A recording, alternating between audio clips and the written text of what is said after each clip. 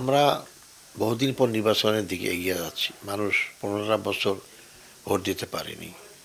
আমরা চাবো ইসি এবং নির্বাচন সংক্রান্ত যারা জড়িত আছে এর সঙ্গে আইন শৃঙ্খলা বিষয় তারা এমন ভূমিকা পালন করবেন যাতে লোকরা আশাবাদী হয়ে ভোটটা দিতে পারে।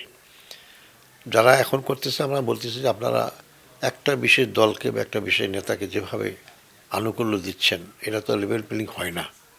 এদেশের নাগরিক আমরা সবাই, হ্যাঁ, কিছু কিছু নাগরিক থাকতে পারে যারা জীবনে হুমকি থাকতে পারে, কিন্তু এমন তো হওয়া ঠিক না, একদম এত বড় বৈষম্য হওয়া ঠিক না। এতে আমাদের ধারণা হয়েছে যে হয়তো এই সরকার সামনে নির্বাচন আসলে পরিপূর্ণ ভারসাম্য রক্ষা নাও করতে পারে। এই আশঙ্কা থেকেই জামাত কিন্তু বারবার বলছে যে আপনারা এটা সমাধান করেন, মানুষকে আস্থায় নিয়ে আসেন যে আপনার কোন দলের প্রতি আনুকূল্য না, আপনার জনগণের প্রতি আনুকূল্য দেখান। আমরা জনগণের জন্য কাজ করি, সবাইকে সমান সুযোগ দেন। সরকারের কাছে তো কে ছোটো দল কে বড় দল তো না, আইনের কাছে তো সব বড় দল ছোটো দল না, আইনের সবাই সমান। এই ব্যাপারেই আমার জামাত দৃষ্টি আকর্ষণ করেছে। আমরা আশাবাদী এখনও যে সরকার হয়তো এটা কেটে উঠতে পারবে।